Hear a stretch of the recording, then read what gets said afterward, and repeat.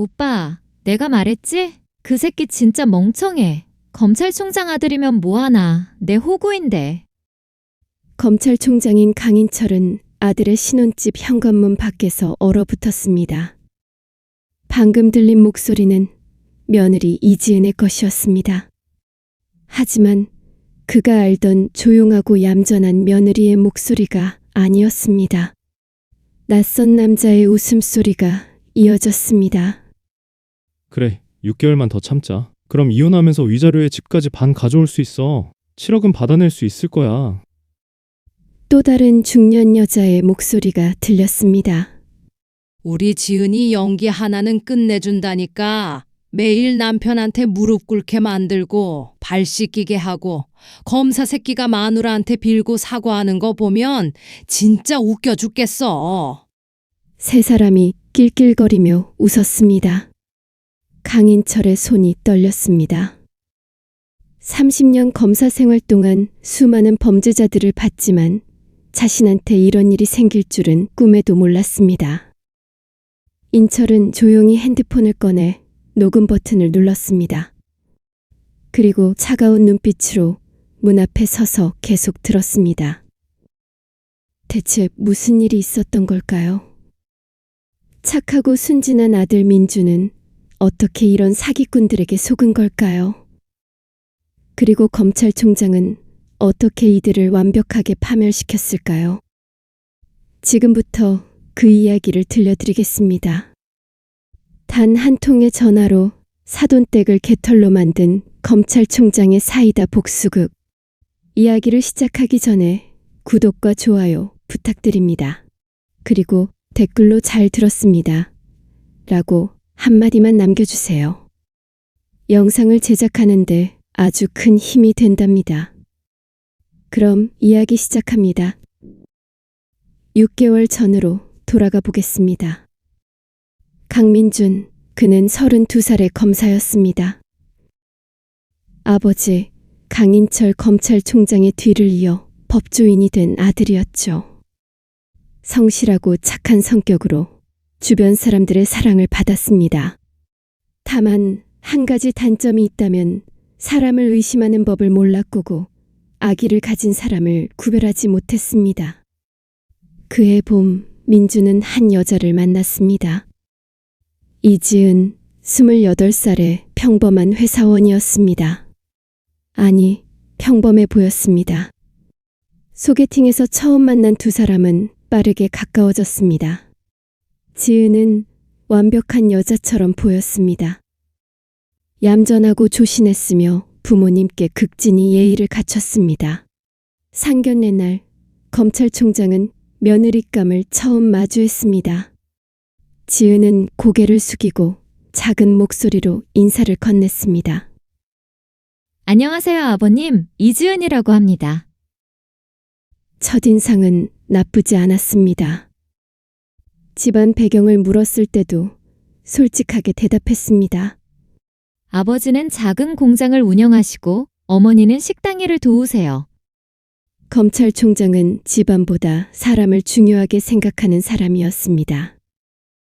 며느리가 착하고 아들을 진심으로 사랑한다면 그것으로 충분했습니다. 석 달의 연애 끝에 두 사람은 결혼을 결심했습니다. 다소 빠른 결정이었지만 민주는 확신했습니다. 아버지, 지은이가 제 운명인 것 같아요. 검찰총장은 아들의 행복한 얼굴을 보며 고개를 끄덕였습니다. 결혼식은 조촐하게 치러졌습니다. 신부 측 하객은 많지 않았습니다. 친척이 별로 없어서요. 지은의 설명이었습니다. 신혼집은 강남의 30평대 아파트였습니다. 검찰총장이 전액을 지불했습니다. 아들 부부가 편하게 시작할 수 있도록 가구며 가전제품까지 모두 준비해 주었습니다.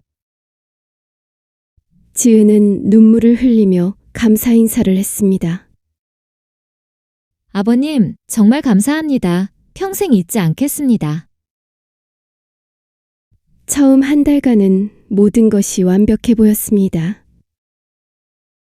민주는 행복했습니다. 매일 아침 출근하면서 아버지에게 전화를 걸어 행복하다고 말했습니다. 아버지, 지은이는 정말 천사 같아요. 하지만 그들은 몰랐습니다. 그 완벽한 가면 뒤에 숨겨진 진실을요. 결혼 2달째부터 이상한 조짐이 나타나기 시작했습니다. 민준의 표정이 점점 어두워졌습니다. 주말에 시댁에 오는 횟수도 줄었습니다. 전화 통화를 해도 목소리에 힘이 없었습니다. 민준의 어머니가 걱정스러운 얼굴로 말했습니다. 여보, 민준이 요즘 이상해. 뭔가 힘든 일이 있는 것 같아. 민준에게 물어봤지만 아들은 괜찮다고만 했습니다. 그냥 요즘 일이 많아졌어요. 걱정 마세요, 어머니. 하지만 어머니의 눈에는 뭔가 잘못되어 가고 있다는 것이 보였습니다. 3달째 민준의 몸무게가 5kg 가까이 빠졌습니다. 얼굴에는 생기가 없었고 눈 밑에 다크서클이 짙었습니다. 이번에는 인철이 직접 물었습니다. 민준아, 무슨 일 있니? 아빠한테 말해봐. 아들은 한참을 망설이다가 입을 열었습니다. 지은이랑 사이가 좋지 않아요. 제가 서툴러서 그런 것 같아요. 뭐? 다 제 잘못이에요. 제가 더 노력해야죠. 인철은 고개를 끄덕였지만 마음 한편이 불편했습니다. 결혼한 지 겨우 3달인데 아들의 표정이 너무 어두웠습니다. 하지만 젊은 부부의 일에 부모가 끼어들 수는 없는 노릇이었습니다. 시간이 해결해 줄 거라고 믿었습니다. 그것이 인철의 첫 번째 실수였습니다. 4개월째 민주는 시댁 방문을 완전히 중단했습니다. 명절에도 오지 않았습니다. 지은이가 몸이 안 좋아서 못 가요. 핑계였습니다. 민준의 어머니가 며느리에게 전화를 걸었지만 지은은 받지 않았습니다. 문자를 보내도 답이 없었습니다. 무언가 심상치 않았습니다. 인철은 아들 부부를 집으로 초대했습니다. 저녁 식사 자리였습니다. 하지만 막상 와서도 지은은 말이 없었습니다. 식사 내내 고개를 숙이고 있었고 질문을 해도 짧게만 대답했습니다. 네, 아버님. 죄송합니다. 민주는 더욱 긴장한 표정이었습니다. 마치 무언가를 두려워하는 것처럼 보였습니다. 식사 후 지은이 화장실에 간 사이 인철은 아들에게 물었습니다. 민준아, 정말 괜찮은 거니? 네, 아버지. 힘든 일이 있으면 말해. 괜찮아요. 제가 부족해서 그래요. 인철은 더 이상 물을 수 없었습니다.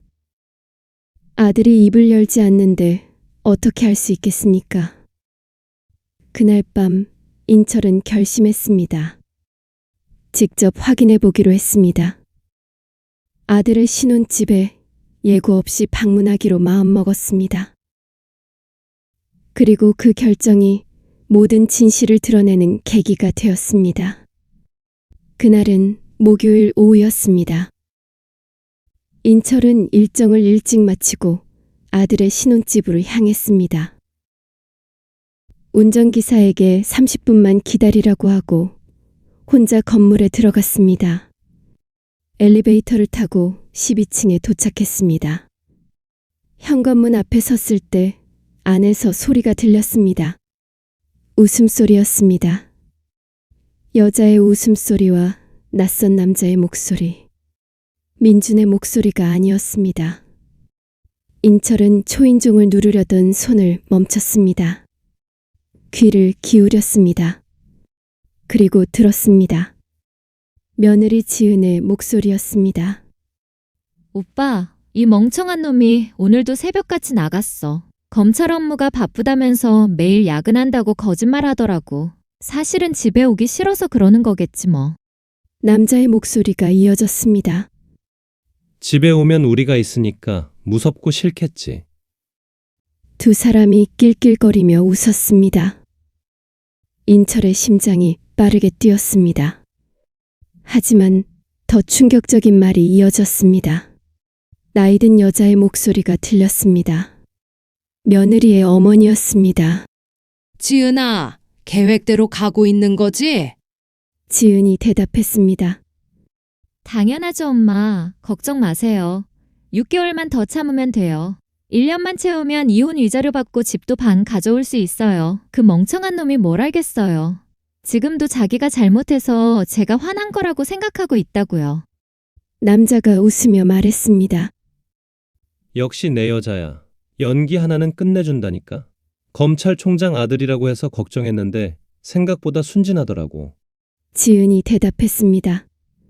오빠, 그러니까 내가 걔가 딱 좋다고 말했잖아. 호구 중에서도 호구야. 검찰총장 아들이면 나중에 신고도 못할걸? 쪽팔려서 어떻게 신고해? 검찰총장이 사기꾼한테 당했다고 신문에 광고할 일 있어? 우리가 이혼하면서 온갖 추잡한 이유 들이대도 그냥 돈 주고 조용히 넘어갈 거야. 어머니의 목소리가 다시 들렸습니다. 그래, 잘 생각했어. 이번에 한 건 크게 하는 거야. 신혼집 5억짜리 아파트. 저축한 돈, 위자료까지 합치면 최소 7억은 받아낼 수 있어. 그럼 우리 셋이서 편하게 살 수 있지. 지은이 말했습니다. 시아버지한테만 일단 비밀로 하면 돼. 그렇게 애지중지하는 지 아들이 맨날 나한테 빌고 사과하고 자기가 잘못했다고 무릎 꿇고 그러는 거 알면 어떻게 나올지 몰라. 남자가 비웃었습니다. 그래서 더 재미있잖아. 아들놈이 자기 마누라한테 무릎 꿇는 거. 네 말대로 쪽팔려서 어디 가서 말도 못 꺼내지. 니네 시아버지가 알아봤자 어쩔 건데. 셋이 다시 낄낄거리며 웃었습니다. 인철은 온몸이 떨렸습니다. 분노가 치밀어 올랐지만 꾹 참았습니다. 30년 검사 생활이 그를 침착하게 만들었습니다. 감정에 휘둘리면 안 됩니다. 증거를 모아야 합니다. 조용히 핸드폰을 꺼냈습니다. 녹음을 시작했습니다. 안에서 대화가 계속 이어졌습니다. 어머니가 물었습니다. 그런데 지은아, 그놈이 의심하지는 않아? 지은이 자신만만하게 대답했습니다. 전혀요. 워낙 순진해서 제가 화내면 자기 잘못인 줄 알아요.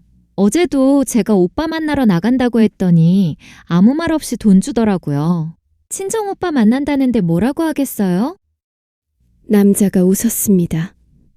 친정오빠가 아니라 진짜 남편인데 말이지. 사실혼 관계였던 우리가 이렇게 신혼집까지 들어와서 놀고 있는 줄은 꿈에도 모를 거야. 지은이 말했습니다. 오빠, 그나저나 어제 그놈 때린 거 괜찮겠지? 남자가 대답했습니다. 괜찮아. 옷에 가려지는 데만 때렸으니까. 얼굴은 안 건드렸어. 그리고 어차피 그놈이 뭐라고 하겠어. 신고하라고 했더니 벌벌 떨던데. 아빠가 검찰총장인데 자기가 마누라한테 맞는다고 말할 수 있겠어? 세 사람이 다시 웃음을 터뜨렸습니다. 검찰총장의 손에 쥔 핸드폰이 떨렸습니다. 아들이 맡고 있었다는 것. 그것도 이 낯선 남자에게. 녹음을 계속 진행했습니다. 어머니가 말했습니다. 그래도 조심해야 해. 6개월만 더 버텨. 그럼 완벽해. 이혼하면서 그쪽에서도 가정폭력 당했다고 주장하면 위자료 못 받을 수 있어. 그때까지 증거 잘 쌓아둬. 지은이 대답했습니다. 이미 하고 있어요. 매일 일기 쓰고 있어요. 남편이 절 무시하고 폭언한다고. 시댁에서 구박받는다고. 나중에 재판할 때 이거 제출하면 끝이에요. 남자가 박수를 쳤습니다. 역시 내 여자 똑똑해. 완벽한 계획이야. 검찰총장 새끼들은 명예 때문에 법정 다툼 안 할 거야. 조용히 돈 주고 합의할 걸. 어머니가 흐뭇하게 말했습니다. 우리 딸 정말 대단해. 이렇게 큰 물고기를 낚다니. 다른 애들은 평범한 남자 만나서 쪼잔하게 사는데 우리 지은이는 달라. 지은이 교만하게 말했습니다. 전 원래 이런 쪽에 재능이 있어요. 남자들 조종하는 거요. 민준이처럼 순진한 놈은 처음이에요. 진짜 꼭두각시 만들기 딱 좋더라고요. 오빠, 이거 다 끝나면 우리 진짜 결혼식 올리는 거야. 약속이야. 남자가 대답했습니다. 당연하지. 원래 우리가 결혼했어야 하는 건데 돈이 없어서 못했잖아. 한탕 크게 한번 하고 빨리 뜨자. 인철은 충분히 녹음했다고 판단했습니다. 증거는 확보했습니다. 이제 조용히 물러날 시간이었습니다. 인철은 소리 없이 엘리베이터로 향했습니다. 건물을 빠져나와 차에 올라탔습니다. 운전기사가 물었습니다. 총장님, 괜찮으십니까? 안색이 안 좋으신데요. 인철은 고개를 저었습니다. 괜찮아. 사무실로 가자. 차 안에서 검찰총장은 녹음 파일을 다시 들었습니다. 들을 때마다 분노가 치밀었지만 침착함을 유지했습니다. 감정이 아닌 이성으로 대응해야 했습니다. 30년 동안 범죄자들을 다뤄온 검찰총장이었습니다. 이런 인간들을 어떻게 처리해야 하는지 너무나 잘 알고 있었습니다. 하지만 이번은 달랐습니다. 피해자가 다름 아닌 자신의 아들이었습니다. 인철의 눈빛이 차갑게 가라앉았습니다. 이제부터 시작이었습니다. 진짜 복수는 이제부터였습니다. 사무실로 돌아온 인철은 즉시 행동에 들어갔습니다. 30년 검사 생활이 만든 인맥을 총동원할 시간이었습니다. 첫 번째 전화는 사립탐정에게 걸었습니다. 검찰총장이 신뢰하는 전직 형사였습니다. 이지은이라는 여자와 그녀의 가족, 그리고 박진우라는 남자를 조사해주게. 과거, 전력, 금융기록, 교우 관계까지 모든 것을. 알겠습니다, 총장님. 이틀 만에 보고서가 올라왔습니다. 내용은 예상 이상이었습니다. 이지은은 과거 3명의 남자와 사귀었고 모두에게서 돈을 뜯어낸 전력이 있었습니다. 다만 소액이어서 피해자들이 신고하지 않았습니다. 함께 있던 남자 박진우는 지은과 5년 동안 동거했던 사실혼 관계였습니다. 사기 전과가 2건 있었고 현재 신용불량자 상태였습니다. 지은의 어머니 한명숙은 더 심각했습니다. 과거 보험 사기로 집행유예를 받은 적이 있었고 다단계 사기 조직에 연루된 의심도 받았습니다. 이 가족은 범죄 조직이나 다름없었습니다. 인철은 보고서를 읽으며 냉소했습니다. 역시 그럴 줄 알았어. 이런 쓰레기들이 감히 내 아들을 결혼 전에 미리 조사 안 하고 믿은 내 잘못이야. 두 번째 전화는 변호사에게 걸었습니다. 최고의 승률을 자랑하는 뛰어난 변호사였죠. 신혼집 아파트를 결혼 전 증여로 서류 재작성할 수 있나? 가능합니다. 날짜 소급해서 문서 만들 수 있습니다. 즉시 진행하게. 세 번째 계획은 아들을 안전하게 빼는 것이었습니다. 하지만 이것이 가장 어려웠습니다. 아들이 아직도 지은을 사랑하고 있었기 때문입니다. 진실을 말하면 아들이 큰 충격을 받을 것이 분명했습니다. 인철은 고민했습니다. 어떻게 아들에게 진실을 알려야 할지. 직접 현장을 목격하게 하는 것이 가장 확실했습니다. 일주일 후 인철은 아들을 불렀습니다. 점심 식사를 같이 하자는 핑계였습니다. 민주는 여전히 초췌한 얼굴로 나타났습니다. 체중은 더 빠진 것 같았고 손목에는 긁힌 상처가 있었습니다. 인철은 가슴이 아팠지만 참았습니다. 식사를 마치고 인철철이 물었습니다. 민준아, 아빠한테 솔직하게 말해봐. 지은이가 널 때리니? 민주는 깜짝 놀라 고개를 들었습니다. 아니에요, 아빠. 왜 그런 생각을 하세요? 너 손목에 상처가 있잖니. 그리고 멍도 보여. 민주는 급히 소매를 내렸습니다.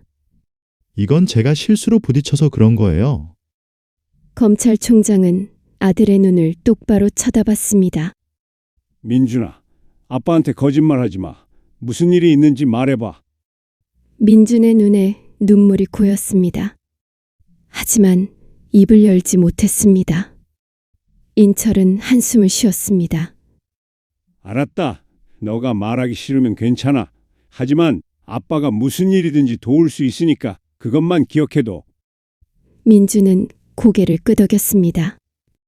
네 번째 계획은 가장 중요한 것이었습니다. 저들을 법적으로 완벽하게 처벌하는 것이었습니다.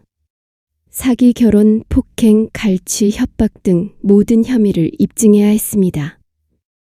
인철은 민준의 휴대폰을 확인할 방법을 찾았습니다. 저들이 보낸 협박 문자나 금전 요구 내역이 있을 것이었습니다. 그날 저녁 인철철은 다시 아들의 신혼집으로 향했습니다. 이번에는 민준에게 미리 연락했습니다. 갑자기 방문하겠다고 했고 민준은 당황하며 괜찮다고 했습니다. 하지만 인철철은 고집을 부렸습니다.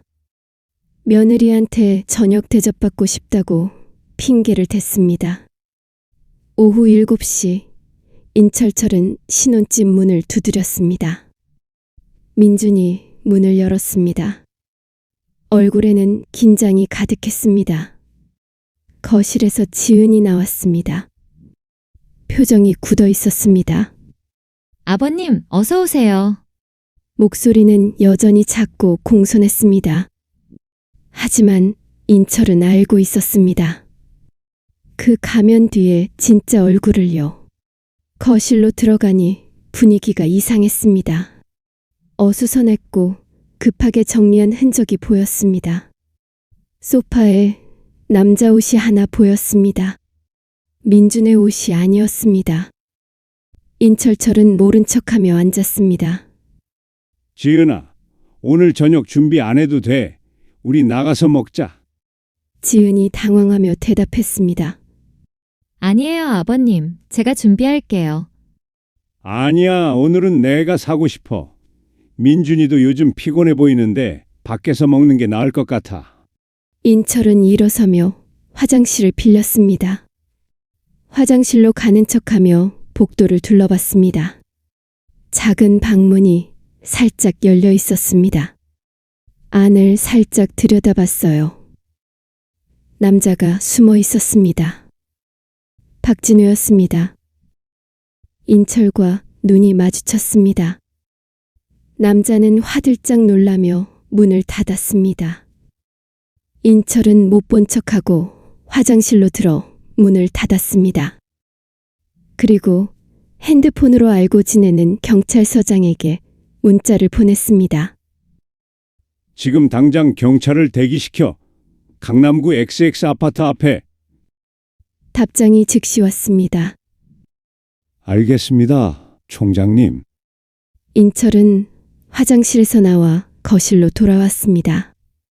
자, 그럼 나갈까? 그때 작은 방에서 소리가 났습니다. 뭔가 넘어지는 소리였습니다. 인철이 날카롭게 물었습니다. 저 방에 누가 있니? 아무도 없어요. 지은이 급하게 대답했습니다. 그럼 내가 확인해 봐도 되겠지? 검찰총장은 일어나 작은 방으로 걸어갔습니다. 아버님, 안 돼요. 지은이 인철을 막으려 했지만 이미 늦었습니다. 인철은 문을 열었습니다. 박진우가 창문을 열려고 하다가 멈췄습니다. 인철과 눈이 마주쳤습니다. 당신은 누구요? 박진우는 대답하지 못했습니다. 민준이 뒤에서 들어왔습니다. 방 안의 남자를 보고 얼굴이 창백해졌습니다. 지은아, 이 사람은 누구야? 지은은 아무 말도 하지 못했습니다. 인철이 차갑게 말했습니다. 아버지 매형이에요. 지은이 친오빠요. 아버지는 처음 보시죠? 민준아, 이 남자 너 매형 아니야. 지은이의 진짜 남편이다. 뭐라고요? 민주는 믿을 수 없다는 표정이었습니다. 인철은 핸드폰을 꺼냈습니다. 지난주에 녹음한 파일을 재생했습니다. 지은과 박진우 그리고 한명숙의 대화가 방 안에 울려 퍼졌습니다. 민준을 호구로 만들겠다는 계획, 돈을 뜯어내고 이혼하겠다는 음모, 폭행과 가스라이팅에 대한 이야기, 모든 것이 낱낱이 드러났습니다. 민주는 녹음을 듣는 동안 무릎을 꿇었습니다. 얼굴에서 핏기가 가셨고 눈에서 눈물이 흘렀습니다. 이게 사실이야? 지은은 대답하지 못했습니다. 박진우는 도망가려 했지만 인철이 막아섰습니다. 도망갈 생각 마시오. 이미 경찰이 건물을 포위했소. 인철은 다시 핸드폰을 꺼내 전화를 걸었습니다. 경찰서장이었습니다. 올라와. 5분 후 경찰이 현관문을 두드렸습니다. 인철은 문을 열어주었습니다. 경찰서장이 직접 왔습니다. 검찰총장님, 괜찮으십니까? 검찰총장은 상황을 설명했습니다. 사기 결혼, 폭행, 갈취 혐의로 이 두 사람을 체포해 주시오. 네, 알겠습니다. 경찰은 지은과 박진우에게 수갑을 채웠습니다. 지은이 소리쳤습니다. 아버님, 오해예요. 제발 한 번만 설명할 기회를 주세요. 오해? 넌 목소리로 녹음된 증거가 있는데 무슨 오해? 박진우도 발버둥 쳤습니다. 이건 불법 체포예요. 영장도 없이. 인철은 차갑게 웃었습니다. 영장? 현행범으로 체포하는 건데 무슨 영장이 필요하오? 지금 이 집은 내 아들 소유요. 당신은 주거 침입죄도 성립돼요. 두 사람은 경찰에 끌려나갔습니다. 거실에는 인철과 민준만 남았습니다. 민준은 바닥에 주저앉아 울고 있었습니다. 아버지, 저는 정말 몰랐어요. 인철은 아들을 안아주었습니다. 알아, 너 잘못이 아니야. 하지만 민준의 상처는 깊었습니다. 자신이 사랑했던 여자가 처음부터 자신을 속였다는 사실. 결혼 생활 내내 자신이 조롱거리였다는 진실. 모든 것이 민준을 무너뜨렸습니다. 인철은 그날 밤 아들을 본가로 데려왔습니다. 부인이 울고 있는 아들을 안았습니다. 민준은 며칠 동안 방에서 나오지 않았습니다. 밥도 거의 먹지 않았고 말도 하지 않았습니다. 인철은 심리상담사를 불렀습니다. 아들이 트라우마에서 벗어날 수 있도록 도와달라고 부탁했습니다. 한편 인철은 복수를 계속 진행했습니다. 이지은과 박진우의 체포는 시작에 불과했습니다. 진짜 복수는 이제부터였습니다. 이지은과 박진우는 구속되었습니다. 사기 결혼, 폭행, 갈취, 주거 침입 등 여러 혐의가 적용되었습니다. 하지만 인철은 여기서 멈추지 않았습니다. 이지은의 어머니 한명숙도 공범이었습니다. 인철은 한명숙의 행적을 추적했습니다. 사립 탐정을 통해 그녀의 모든 재산과 금융거래를 조사했습니다. 놀라운 사실들이 드러났습니다. 한명숙은 딸의 결혼을 이용해 여러 차례 사기를 저질렀습니다. 민준의 이름을 빌려 대출을 받으려 했고 지은의 명의로 신용카드를 만들어 쓴 흔적도 있었습니다. 인철은 이 모든 증거를 모았습니다. 그리고 경찰에 추가 고소를 했습니다. 한명숙도 구속되었습니다. 가족 전체가 감옥에 갇힌 것입니다. 재판이 시작되었습니다. 인철은 최고의 변호사를 선임했습니다. 철저하게 준비했고 모든 증거를 제출했습니다. 녹음 파일, 문자 메시지, 금융거래 내역, 폭행당한 흔적의 의료 기록까지 모든 것이 완벽했습니다. 이지은 측 변호사는 항변했습니다. 녹음이 불법입니다. 증거 능력이 없습니다. 하지만 인철의 변호사는 반박했습니다. 자신의 재산과 가족을 보호하기 위한 정당한 행위였습니다. 지은은 법정에서 눈물을 흘렸습니다. 잘못했어요. 용서해 주세요. 하지만 인철은 차갑게 지켜봤습니다. 그의 아들을 괴롭힌 대가는 혹독했습니다. 1심 판결이 나왔습니다. 이지은은 징역 3년, 박진우는 징역 4년, 한명숙은 징역 2년, 모두 실형이었습니다. 인철은 민사소송도 함께 진행했습니다. 사기로 인한 손해배상을 청구했습니다. 신혼집 준비에 들어간 돈과 정신적 피해에 대한 위자료 등을 포함해서서 총 8억 원을 청구했습니다. 이지은 가족은 물론 갚을 수 없는 금액이었습니다. 그들은 파산했고 모든 재산이 압류되었습니다. 인철은 이지은이 과거에 사귄 남자들을 모두 찾아냈습니다. 그들도 이지은에게 사기를 당한 피해자들이었습니다. 인철은 그들을 도와 추가 고소를 할 수 있게 지원했습니다.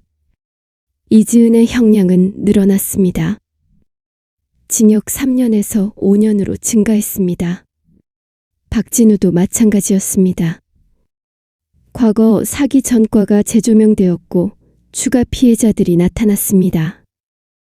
그의 형량도 4년에서 7년으로 늘어났습니다. 인철은 그들의 인생을 완전히 파괴했습니다. 출소 후에도 그들은 정상적인 삶을 살 수 없을 것이었습니다. 하지만 인철에게는 한 가지 고민이 남아 있었습니다. 아들 민준이었습니다. 민준은 여전히 상처에서 벗어나지 못했습니다. 심리 상담을 받고 있었지만 쉽게 회복되지 않았습니다. 검사직도 휴직 상태였습니다. 일할 수 있는 상태가 아니었습니다. 인철은 아들이 걱정되었습니다. 어느 날 저녁 민준이 아버지를 찾아왔습니다. 아버지, 저 괜찮아요. 정말? 네, 상담 선생님 말씀대로 조금씩 나아지고 있어요. 검찰총장은 안도했습니다. 민준아, 너 잘못이 아니야. 너무 자책하지 마. 알아요, 아버지. 하지만 여전히 제가 한심하게 느껴져요. 그런 말 하지 마. 너는 착한 아이야. 그건 잘못이 아니야. 민준은 고개를 끄덕였습니다. 아버지, 감사해요. 아버지가 아니었으면 저는 아직도 속고 살았을 거예요. 당연한 일을 했을 뿐이야. 검찰총장은 아들을 안아주었습니다. 앞으로도 그럴 거야. 아버지는 항상 너 편이야. 그날 이후 민준은 조금씩 회복되기 시작했습니다. 다시 웃음을 되찾았고 검사직에 복귀할 계획도 세웠습니다. 인철은 안심했습니다. 아들이 다시 일어설 수 있다는 것을 확인했습니다. 6개월 후 모든 재판이 끝났습니다.